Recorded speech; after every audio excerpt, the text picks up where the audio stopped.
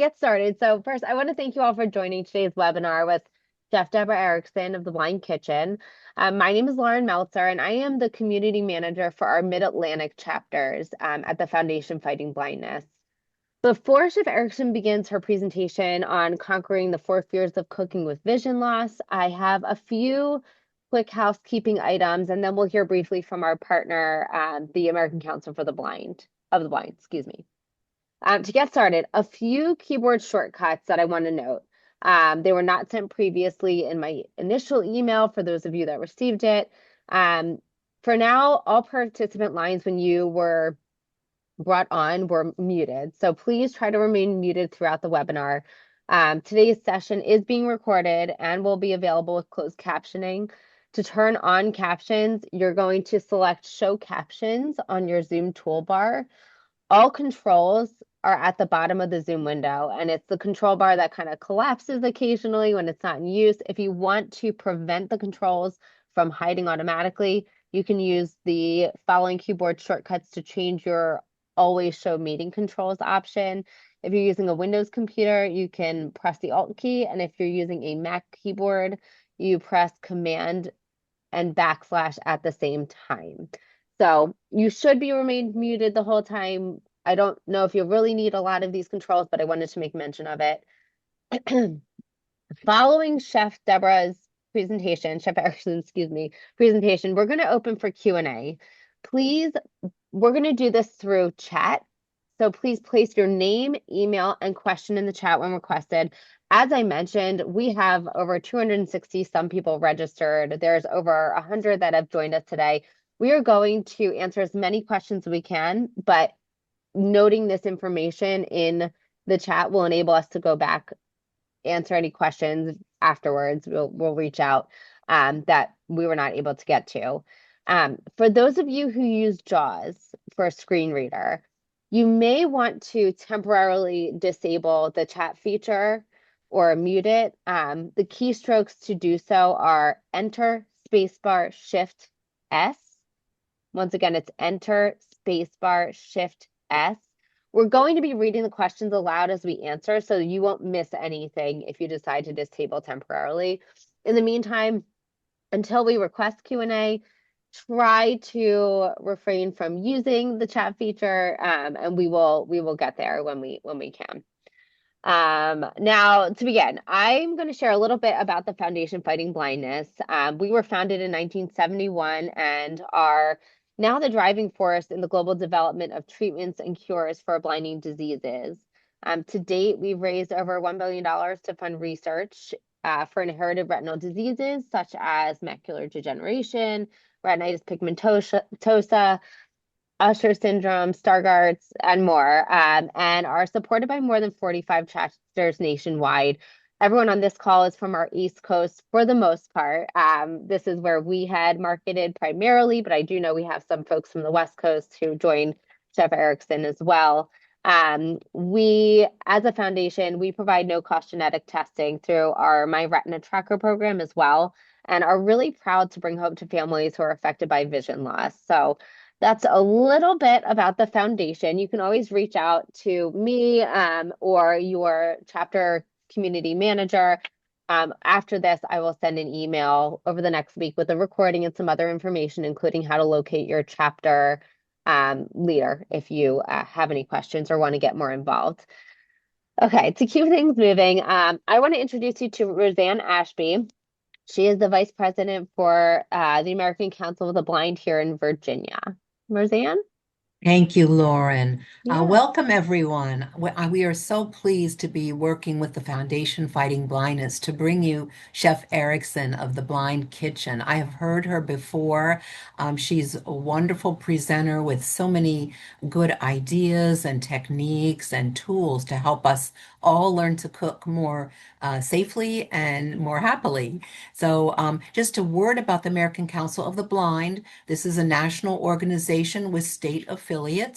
And right now, we are in the middle of doing our national advocacy. Very shortly, within a week, couple weeks, we will be meeting here in Washington, and we're going to be visiting our congressional staff on Capitol Hill. We've got several initiatives that are important to us, website accessibility, at-home medical device accessibility, and more along the lines of the audio description and making our cable and streaming services accessible. So that's at the national level. There's also a lot of exciting things happening here in Virginia. If you are from Virginia and you're not a member of ACBVA, feel free to join us. Our website is acbva.org, and the national organization's website is acb.org. So thank you so much and welcome.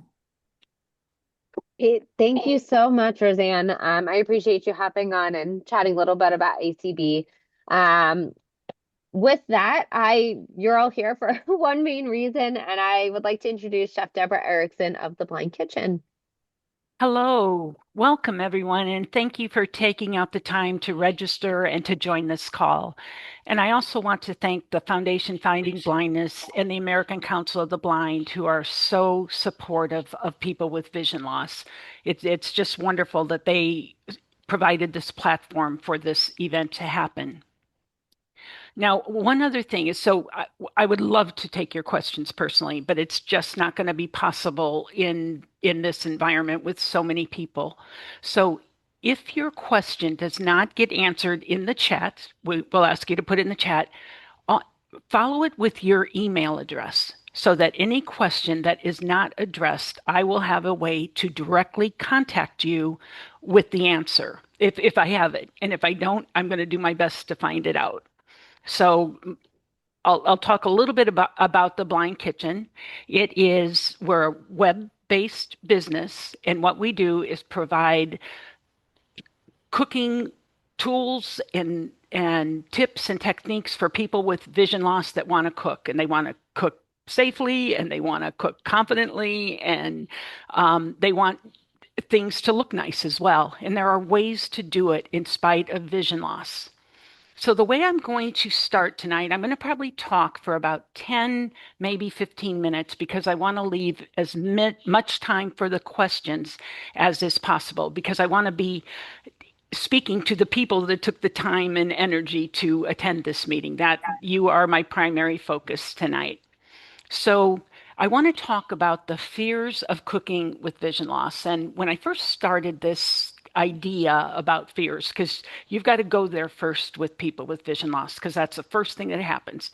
If I was taking a woodworking class, I'd be terrified.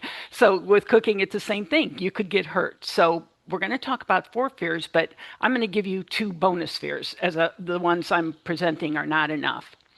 So the first fear of cooking with vision loss is cutting yourself or burning yourself.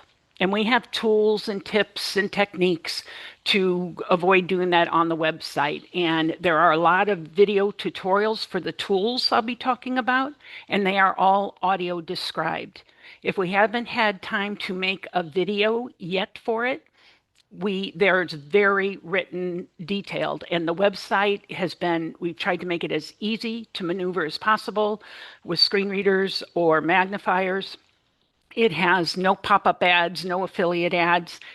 Hopefully you can just navigate with simple keyboard commands or gestures on your phone to get where you need to go with it. But there's always, give and take with that. So in terms of cutting yourself, we'll start there. I'll tell you about a tool that is a really good tool. It's called a cut glove. And basically, it's a cut-resistant glove. I want to mention one more thing. I don't turn on my screen because I want this to be a level playing field for all attendees. If I turn my screen on and think I can hold up a tool and say, look at this, see that thing there? Oh yeah, that thing, that's what it does. I don't ever want to talk that generically. I want to keep in mind that no one can see, so that will absolutely help to force my words and descriptions to be clearer for everyone in attendance. So the cut glove is relatively thin. It has 4 fingers and a thumb, and it's slightly stretchy, and it fits over your hand. It prevents you from getting cut. In presentations, I hold my palm up to the ceiling, the palm sides up to the ceiling, and I take a very sharp knife and run it back and forth across my palm. I put it close to the microphone so you can actually hear the knife moving back and forth. And I can feel it. I can feel it. And I also can feel the pressure and I can hear it, but it never cuts through the glove. Now, could you cut through the glove? Oh, you bet you could. You could take a pair of scissors and cut through it. You could take an axe and cut through it. But if you want to cut yourself, don't put the darn glove on. But the glove provides excellent protection. And the other place it really is helpful is with grating. So if you're grating cheese or grating carrots or grating potatoes, even when I could see, oh, and by the way, I am blind. I have retinitis pigmentosa and very little vision left in one eye only, mostly contrast, and that's only if the lighting is perfect. So I use these tools and I'm experienced with them. So you've got someone that's not just telling you what to do, but somebody that does it themselves. So when you're grading, even when I could see, a box grader is weird, but very helpful. I'm a big fan of them, but they have 4 sides with different numbers and sizes of blades, and they're slanted. And it's really hard to judge when your finger or your thumb is getting close to those blades. So what happens, whether I'm slicing something or whether I'm grading something, if I feel pressure or contact with the blade of the knife when I don't expect to, I'm just going to stop.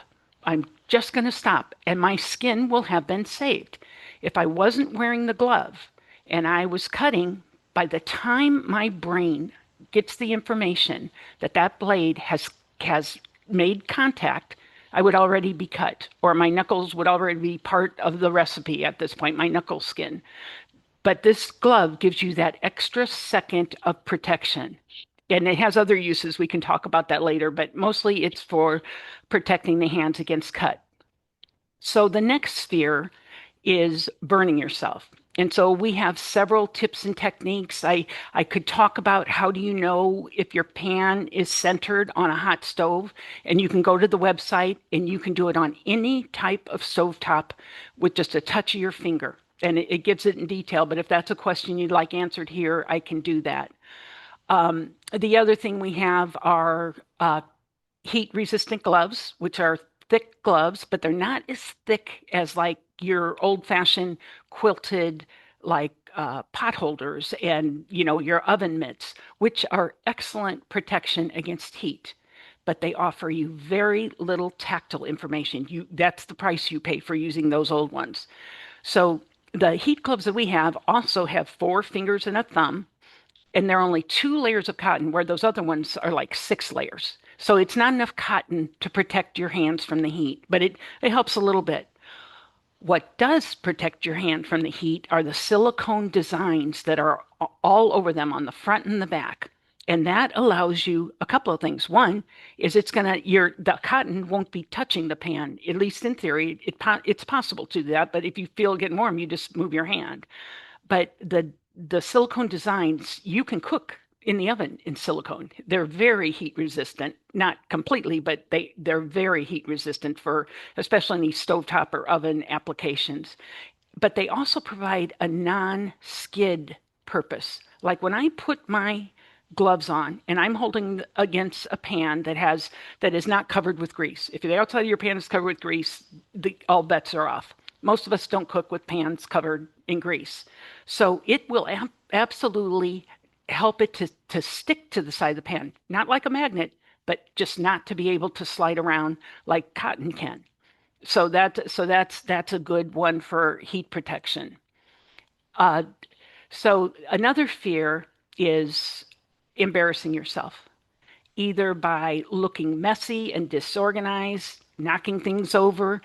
It's a real thing, but with the right tools and the right tips and techniques, you can be very organized in your kitchen. And the one tool that I use in my kitchen every time I cook, it goes no matter what application I'm doing, are work trays. And basically they're like standard cafeteria trays. We send a black one and a light colored one out if you buy a set of them. So if you have access to contrast, You can choose the tray that'll be more helpful to you, but they work just fine whether you have access to contrast or not. But they're just like hospital trays or cafeteria trays, or where they're just plastic trays to help hold your utensils and stuff in place, and they have slightly curved edges to contain everything while you're walking around at a fast food place or something. But ours are slightly bigger than the normal size ones. And what they do is if I am cooking, and even when I could see, I would spill things occasionally. And if I'd spill, a carton of half and half, all of a sudden it's rolling across my counter, down the front of my cupboards, onto the floor. And then I've got to stop and clean it up, and it's a mess. With these work trays, if I'm working over one with either wet or dry ingredients, chances are if they knock over, I accidentally spill, they're going to be contained in by those edges. And I may even be able, depending on how clean the tray was when I started, I may even be able to salvage that spilled ingredients. I also use them for organization. When I'm going to cook, I take out all the ingredients I'm going to need for that recipe so that I know for sure I have them. And I don't go to the refrigerator making cookies and I need 2 eggs and I go to the refrigerator and there's only one. That's going to be very frustrating, and it'll take the wind right out of my sails. So that's a way to organize. It's also good for cleaning. Like if I am wiping off a table after I've had a big meal and people have crumbs and stuff around it, my cupped hand provides a very limited catch-all for those crumbs. I just slide a work tray under the counter or under the edge of the table, and now I've got like a 18-inch target instead of that little 3 inches in the cup of my hand. So the work trays are absolutely necessary. And I also use mine directly as a cutting board. And I can add, so it'll hold the small pieces. If a carrot that I'm cutting tries to roll away, it's probably going to stay when it hits the edges. So I can talk more about that, but those are the work trays to help you be clean and organized. The other fear of embarrassment comes from presentation. If I can't see the food, how am I going to know that I'm giving the same amount to you, the same amount to somebody else? And this is one of the things I really learned when I was in culinary school. And I was the only blind student. So with restaurants, they need to control costing. They can't have one person giving a bigger scoop of mashed potatoes than their dining partner, because the dining partner is not going to be happy to see that they got less. And then it becomes very difficult for the restaurant owners to control the costs. So we use a portion scoop, and there are like 42 different sizes of them. And so you can go from as little as like an eighth of a cup to 8 ounces. And you just put it in the portion scoop, you level it out, and then you can have the same presentation. We also have a pan, a 9x13 pan that cuts and bakes at the same time. So it actually cuts it cooks. There's a metal grid in the middle of it. It comes as a set. And then when I am done with it and I let it rest and I pull that grid out, I know I have 18 equal sized rectangles for my guests. So now they got a nice little mound of rice. They've got a little, scoop. I can put a divot in the top of the mashed potatoes and pour gravy on it and sprinkle some herbs on it. And I know my presentations are going to be equal and they are going to be attractive. There's a lot more ways to do that too. So another fear of cooking with vision loss is making people sick because you undercook the food. So what I found as a blind cook is before I had my culinary training, I would overcook the food, especially if it's poultry or seafood, because those are the ones that it doesn't matter if you undercook a steak for the most part, because people order it medium rare or well done. Undercooking it is to a degree is not going to be unsafe, but you never want medium rare chicken or seafood. So the answer for that is a talking thermometer. It lets you know with a scientific accuracy. If you want that chicken, it has to be 165 to be able to eat it safely, to consume it. I don't have to rely on looking to see if the juices are running clear or if it's pink in the middle. I don't have that information available to me, and I don't want to run and ask a pair of human eyes for it all the time. So, but with my talking thermometer, I can temp baked goods, baked potatoes, and meat and seafish, and know if it's done without turning, the turkey into jerky. It can happen. So the other fear of cooking with vision loss, and I say this for last, is burning the house down. Yeah, it's a thing. What if I start a small kitchen fire on my stovetop? How am I going to put it out? How will I know? How will I deal with it? And so we do have a tool called the Flame Tamer, and it's basically a 40-inch by 40-inch fiberglass blanket. And what you would do is throw it over where you think the fire is. So it keeps that blanket between you and where you suspect the fire is, and it will cut the oxygen to the flames if it's placed correctly.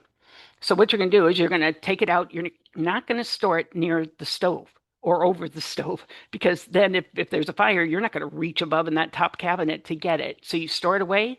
It has handles.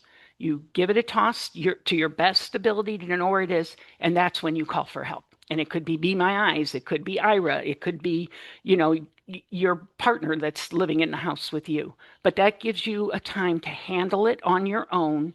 And if you're still unsure after that, that's then you've got other options, but it's a way to handle it. So I counted up today, and we have 107 individual tools like that. I selected them personally for the blind kitchen because of how well they lend themselves to vision loss. And I'll give you kind of an idea. One of the tools is an avocado tool.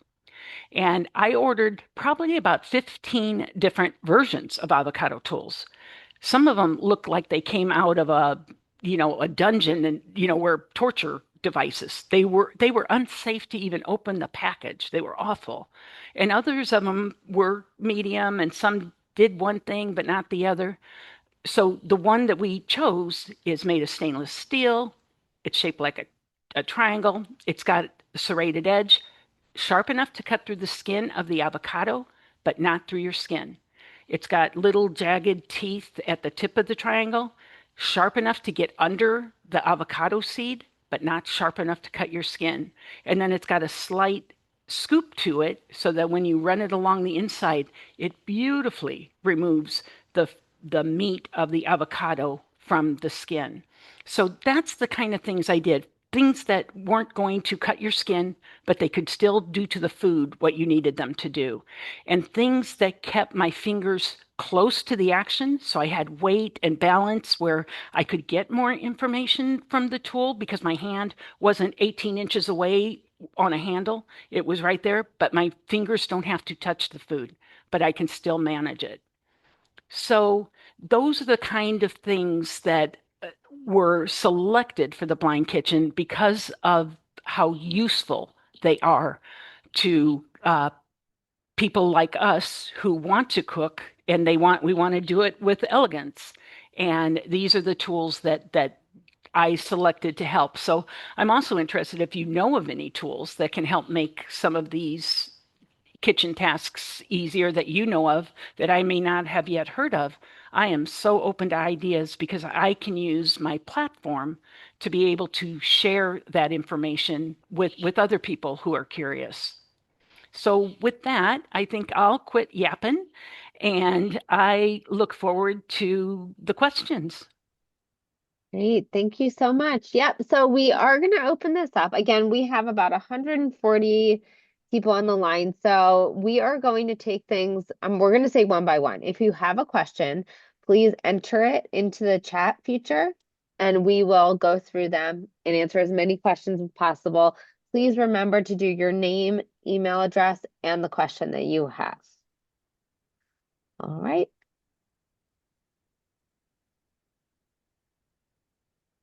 Hello, Okay. everyone. I'm Edgar. So I'm with the Blind Kitchen. So I'm going to put in if you don't want to ask the question right now. I'm going to put the Deborah's email on the chat, and you can reach us anytime.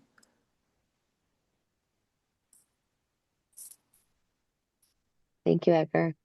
I'm sorry I didn't introduce you, Edgar. Edgar is such a valuable part of the team. Sorry. Thank you, Deborah. Thank you. So far, I do not see any questions coming in. Does anyone have any questions? If you have sent in a question, Edgar, do you see any? Oh, here we go. Okay, we have, how do you make sure cheese, bread, etc. is not moldy? Handle expiration dates in general. And this is from Cassandra. Cassandra, that is an excellent question, and I don't have a solid answer for it because things like bread, a mold smells like yeast, and bread is made with yeast. So its smell is not going to help you very much. Touch isn't going to help you very much. So for me, I don't count on expiration dates ever because sometimes I'll have things in the freezer and then I'll take them out and thaw them and then that doesn't apply. I either call Be My Eyes or Ira. And that's a little tricky too, because you don't know who's going to pick up the phone, and maybe they don't know what mold looks like, or maybe they're more tolerant of mold than you would be. But I'm afraid I don't have a good answer for that other than, but here's the best part of the answer. Nobody dies from eating mold from bread or whatever. It's just something we culturally dislike. And I don't want to serve moldy bread to my guests or moldy cheese. So I am going to be careful of it. But the good news is it won't kill you. Hey, thank you, Deborah. And for those of you who noticed, she said Be My Eyes. It is another fantastic app that can be used where you can call somebody who is sighted and enable them to help you find the shirt that matches, or look at make sure you're eating an apple that looks good, whatever it may be that you have a question about. So Be My Eyes, definitely note that if you're not familiar yet. Sorry, Deborah. Deborah, No, another you're good. question Thank we you. have is from Mona. How do you measure liquids accurately?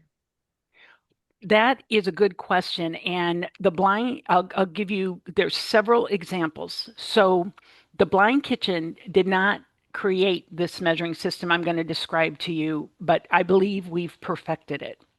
So if you're wet ingredients, I'll start with them because they are more difficult than dry ingredients as a rule. And the way I used to measure things, like let's say you need a teaspoon of vanilla. The way I used to do it is I'd get that teaspoon out, however I knew what it was, and I would pour the vanilla in it a little bit, touch it with my finger. Is it full? I don't think so. Let me pour a little more. Oh, I don't know. And I never really even know if it's level until it overflows. And then I know for sure it's level, and but now I've wasted, and vanilla is very expensive right now. So what we've done in the Blind Kitchen is we have measuring spoons and cups for dry ingredients and measuring cups and spoons for wet ingredients. What they have in common is there are dots they're all made of stainless steel, but there are dots on the handle, little bumps that are part of the stainless steel handle. They're not bump dots. They can't come off in the dishwasher. They're part of the handle. And all you have to do is be able to count and have enough feeling in your fingers to be able to count them. So if I count 4 dots, 4 bumps on a handle, I know it's either a quarter cup or a quarter teaspoon. For 3 dots, if I count 3, I know it's a third of a cup or a third of a teaspoon. 2 would be 1/2, it's the denominator, and 1 would be a full one. So let me go back to that teaspoon of vanilla. With the wet measure spoons, the other thing that makes them different from like the dry measure spoons and traditional measuring spoons is that the handle it's manufactured with the handle facing up towards the ceiling. So now think about it. In our society, we transfer liquids like soups and stuff with a ladle. It's a lot easier to have a deeper ladle and you lift it straight up and then it'll be level and then you can transfer it to a cup or a bowl. That's the principle we followed with the wet measure spoons. So we also send a small pitcher, a spouted pitcher, which most people don't have one that size, and a small funnel, that comes with the wet measure spoons. So if I need that teaspoon of vanilla, I'm going to put the target bowl if I want it to go in the cookie batter, I'm going to pull that target bowl as close to that little spouted pitcher as I can that I have flat on the counter. Then I'm going to take the spoon that I want. Let's say I want the 1 teaspoon. So I'm going to find the one with 1 dot. The tablespoon is also one, but we just leave it blank so that you can tell the difference between the two of those. So 1 dot is a teaspoon. I put that in the cup. And that's another aspect about the blind kitchen. Now, because I put it in the cup and the cup diameter is quite narrow, the spoon is standing up by itself. Now I'm hands-free again. And I've always said, if they were going to take away my vision, they should have given me an extra hand because I never have enough hands. So some of the tools in the blind kitchen fit that profile where they provide you with your hands back, that things like a bag can be held open on our bag holder so that you don't have to hold it open. You now have 2 hands to look at the food with one hand and do the work with the other. So then you're going to take your vanilla bottle. So that spoon is standing in that cup. I'm going to open up. I'm working over a work tray. I'm opening the lid to the bottle and I'm going to put it carefully. For me, it's going to be in the right front corner of the tray. So I know exactly where to find it. I'm not going to have to spend a lot of time looking for it. And then I'm going to pour the vanilla into that little spouted pitcher. And I'm not going to overflow the pitcher, but I'm going to overflow the cavity of the spoon. So that way, yeah. We have a lot of questions. So if you, yeah. Sorry. Okay. Yeah, we don't have to go. We can mention that we have auto-describe video that will teach you how to do it specifically. And if you have any questions, get back to us. We're just trying to get to the other questions. Sure. Let me finish this up and I'll be more. Go ahead. You're right. This one's a lengthy one too. So then I'm just going to pick up that spoon. Now it's a ladle. I'm going to lift straight up. And if I don't hear anything spill, I know it's level because it was just under liquid.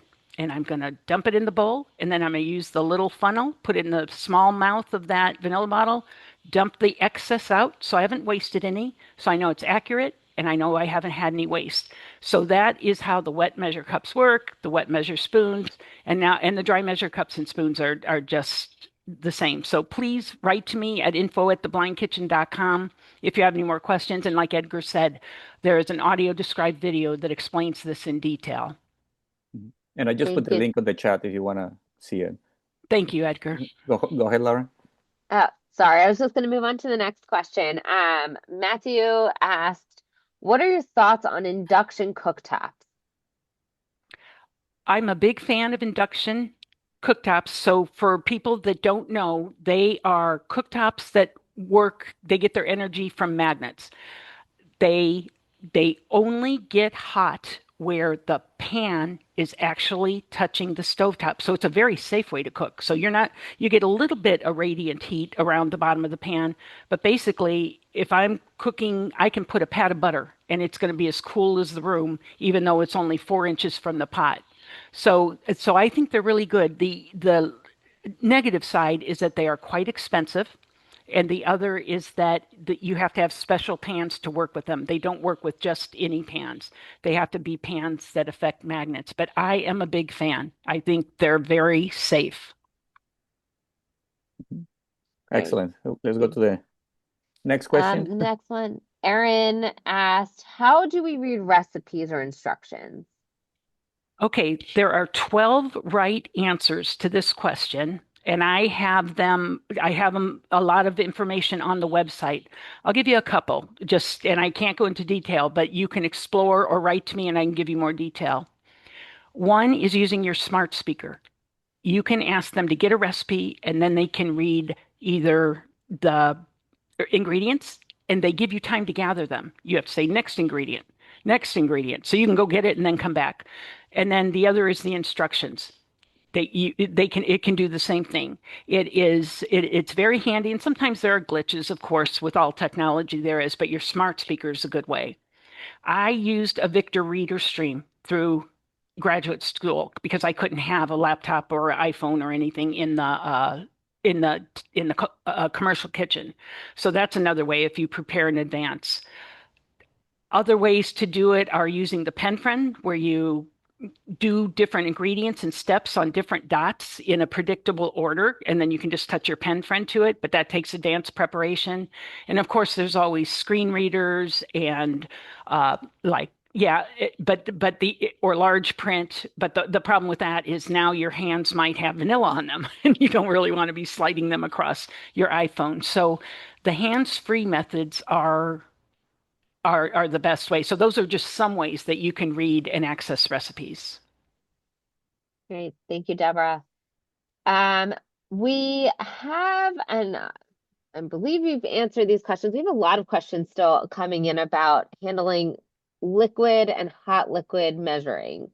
So I'm going to say, for now, we're going to pause because I believe we did those. If you do have more questions, please reach out to your community manager and we can get you some answers for that piece of it.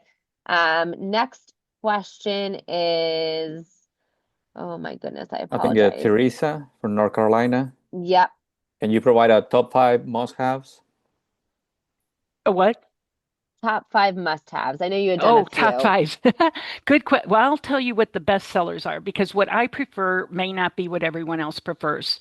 I'll tell you what they are. One is the wet measure cups and spoons, because they're so unique. The other is the work trays. There's another thing called an auto measure spout, and there's a wine bottle that can come with it if you choose it, and it dispenses exactly 1 tablespoon of liquid, and then it stops, even if you're holding it upside down. Another popular one is a boil alert disc, and that is a disc that rattles when the water is boiling. And again, there's an audio described video that tells you what it is, why it's blind friendly, and how to use and care for it. And then the other, I'm trying to think the best sellers. Oh, definitely the work trays are part of it. And talking thermometer, huge. Talking thermometer is a huge thing. So I could not live without the work trays and a talking thermometer and the wet measure cups and spoons. Just saying. That's great. That actually leads into another question that came in. How do you properly use a talking thermometer? Okay. A talking thermometer is just like any other thermometer, except that you can take your information through your eyes through a digital display, or you can use it talking. And the correct way to use it is, first of all, to know. So ours is a probe style. So it's not like a old Mercury one or whatever. It's like a Swiss Army knife, and the probe swings out of the handle. The only part of that probe that measures the temperature is in the very tip of it. There's actually a wire running through the rest of the probe. You would think it would be the whole stainless steel probe, but it's not. It's just the very tip. So you need to make sure that that tip is in the place you want it to be. And so if you're doing something like a turkey where it's really big, you're not going to randomly stab the thing and hope that you get it right, but there are buttons, and that's all described on the website. I actually put a cut glove on, and I use it. It's not meant to protect against heat, but it allows me to touch the turkey for just a second and know where the thickest part of the meat, closest to the bone, is most likely to be. It gives me a more educated guess, but even cooks with vision can't see through a turkey. So they're doing educated guesses as well. But you put it in, I count to 7, and then I press the button, and I put it in at least 3 places to make sure that I'm getting over 165 when I'm temping meat. So I hope that helps. Great, thank you. Someone else asked something, I'm not quite sure, but is there a talking scale as well? Yes. So for portioning and making even portions, if you can't see, you have to find some other way to get the information, and that can be with a portion scoop or measuring cup or whatever. But talking scales can be very helpful. It weighs up to 12 pounds. And it talks in a loud, clear voice. I'm not crazy about the voice, but it is accurate, and that's what matters.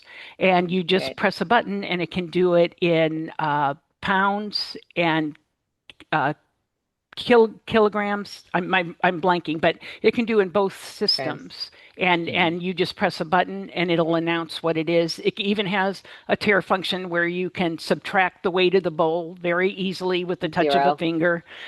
So that you put a bowl on it, it says 6 ounces. You press this button and it'll say 0 ounces. So it doesn't know the bowl's on there. And then you're just measuring the food you're putting in it. Excellent. Fantastic. Let me just pick another one. I had a question for Laura Griffith. What are tricks for placing cookie dough evenly on cookie sheet? I love this one. It's a great question because it's so important. First of all, your portion scoop is your friend. You're going to be able to scoop up the dough, level it out, whether you're doing 1 ounce cookies, 2 ounce cookies, 3 ounce cowboy cookies, it doesn't matter. They're all going to be equal. And you scoop it up, you use the lever to roll it in your hand. Now you've got this little ball in your hand, you roll it up, you flatten it just a little bit. That's not that hard to do. You're not squishing it flat like paper. You're just pressing it a little bit. And now you can use your other hand to look for you while you put it on the parchment paper or however you're going to do it and space it 2 inches apart, depending on how much they're going to spread. Another trick I use for meatballs and for cookies is to use a 12-cup muffin tin. That way they're not going to roll around when you go to pull them out. You'll know that they're evenly spaced. They tend to cook a little more on the edges that way because they're closer to the metal than a lot of them. But they tend to work beautifully as well. And with meatballs, if you want them to be round, it's nice to have them in a contained place where they're not rolling around on the tray as you're moving it in and out of the oven. Excellent. Great. Next question. Oh, I'm sorry. From No, Neil. go, Neil, gone. how do you tell when an egg is done? Okay, good question. So eggs have a different texture when they are done and when they're not done. When they're not done, and this includes making omelets, eggs over easy, however or sunny side up. When you touch the egg and it's sticky, like it sticks wet, sticky, it's not done. That means that is still not done. If you touch it and it's just slightly tacky, then you know it's safe enough to eat. And we have egg rings. There's a video on it that can tell you how to flip an egg. So if you sunny side up is a little bit trickier, but you can use your finger to know if it's tacky or sticky. But you can absolutely, we also have a poaching baskets, which are the easiest way, I think, to make eggs that are either very runny, or if you want them just a little bit jammy, or if you want them hard. That's all timing. And with the boil alert disc and a closed container and the poaching cups, it makes it really easy. And it's also very attractive because they all come out with the same shape. So that's the secret. Is it tacky or is it wet and sticky? Great, thank you. Prakash asked, is there a way to keep woks stable on a stovetop with some ring or other contraption? Keep a what? A wok stable. A wok. Okay. Since it's rounded.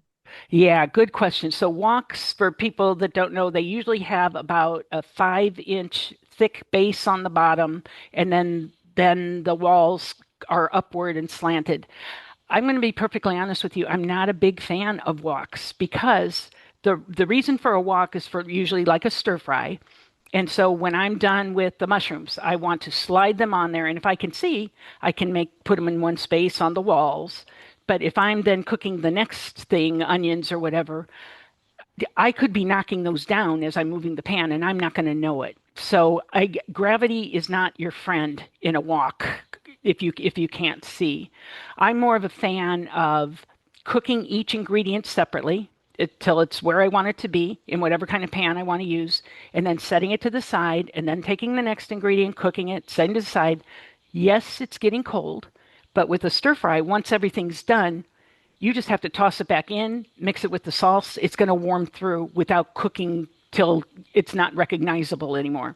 That's a way to keep your ingredients separate or to get them cooked to the al dente you want them to be and to warm through. So I'm sure there are people that can cook successfully with woks, but I find them to be a difficult tool, although a valuable one, but a difficult tool for vision loss.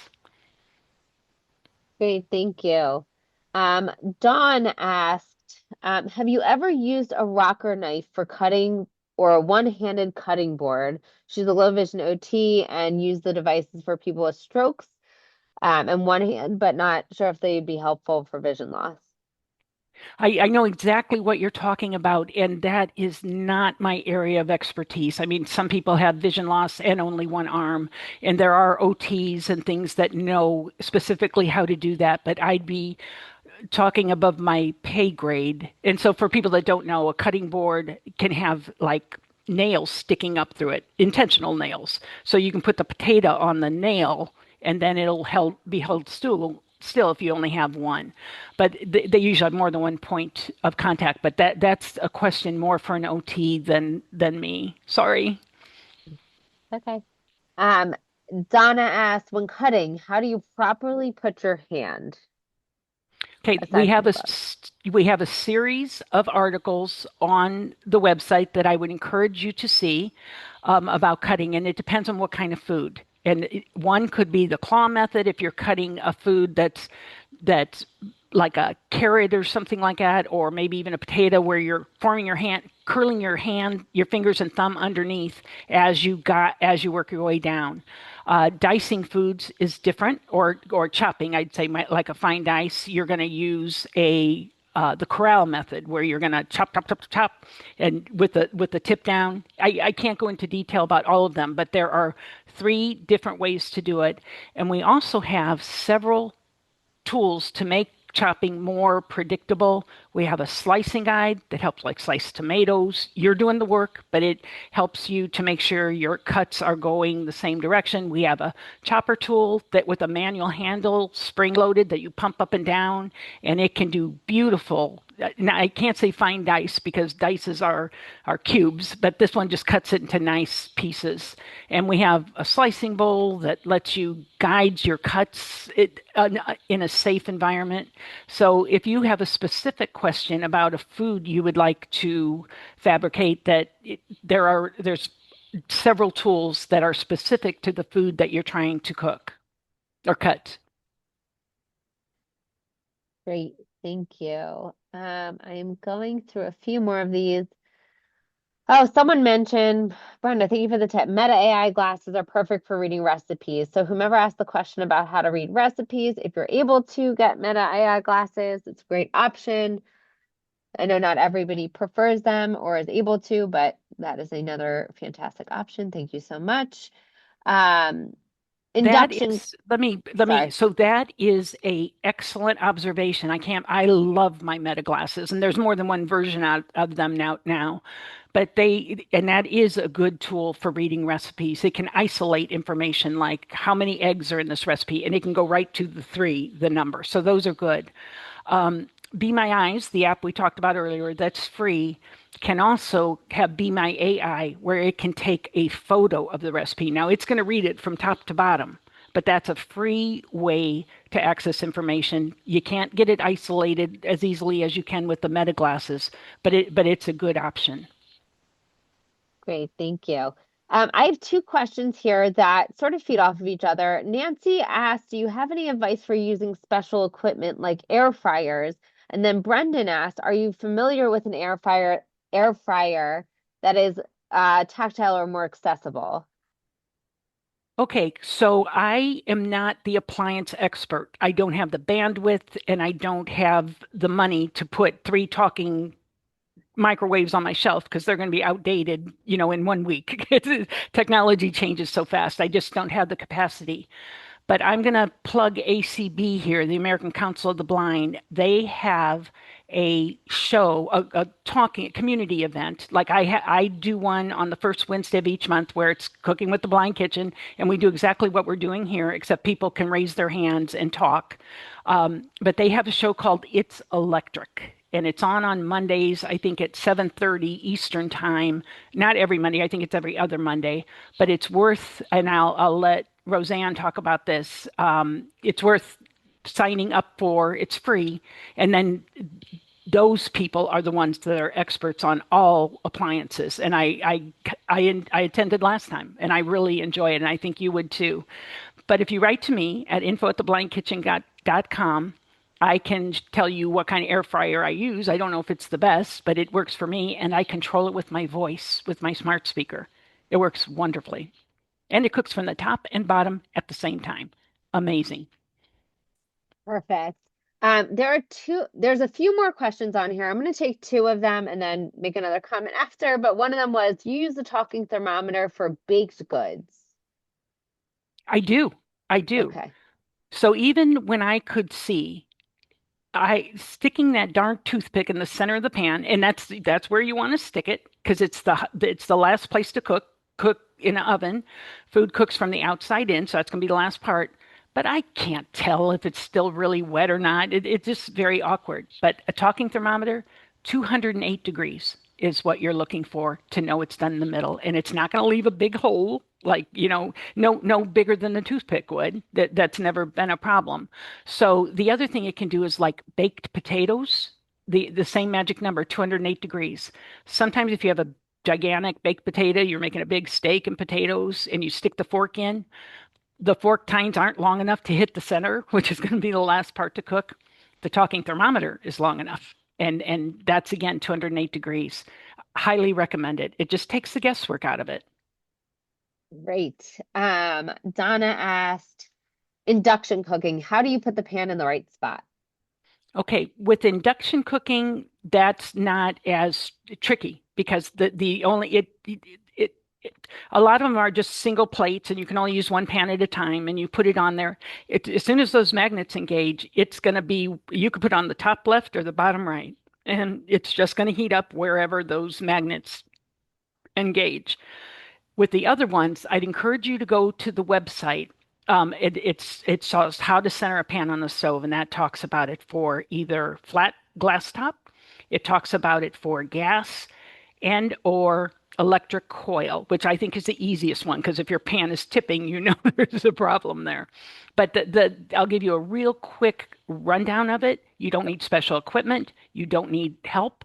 You're just going to take the tip of your finger and you can touch the rim of a hot pan for just a second and pull it away. It'll cool immediately. You can't touch the food in it. You can't touch hot water. You can't touch hot grease because it's going to continue to burn. But if the pan rim is clean and you're going to touch it all the way around the top, and if it is centered, it's going to be evenly hot wherever you touch it.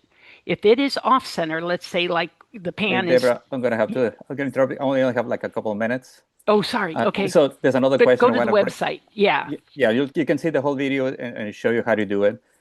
Any tips on how to brown meat? There is a video on the website about that too, and an article about it. And there are about 12 steps in it, like breaking up the meat when it's cold, cooking it in a pan that has straight sides, even a circle. It has straight sides, so that way there's no off ramp with the slow sides. So there's a lot of different things. Smell the raw meat before you start to cook it, because raw meat has a very different smell than cooked meat, and that'll give you an indicator. The talking thermometer is not as helpful with that, but there's about 12 steps for you to follow on the website if you want to learn more. Great. Thank you so much, Deborah. There were two questions that I'm just going to shout out to the two individuals who asked. They're a little more personal or preference, so I'm going to have emailed after the fact, Mina and Jamie Finch. We will reach out to you directly within the next few days. Great. We got through almost all the questions outside of that. I think within the answers from Chef Deborah Erickson, we provided as much information as possible.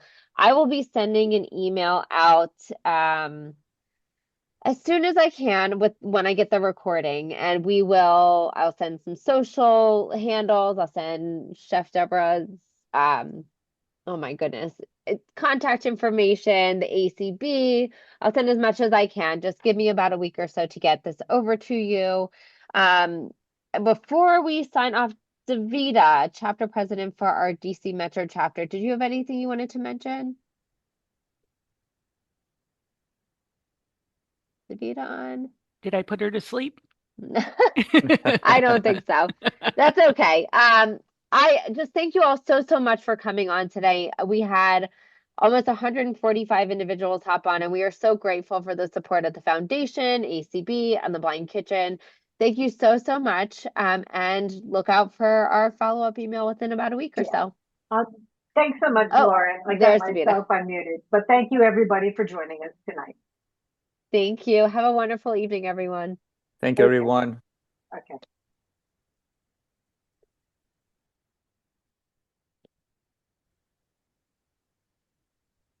Edgar, you can close out. I forgot you're the host. Thank you so much. Thank you, Bye, everyone. Bye. Deborah. Bye, everyone.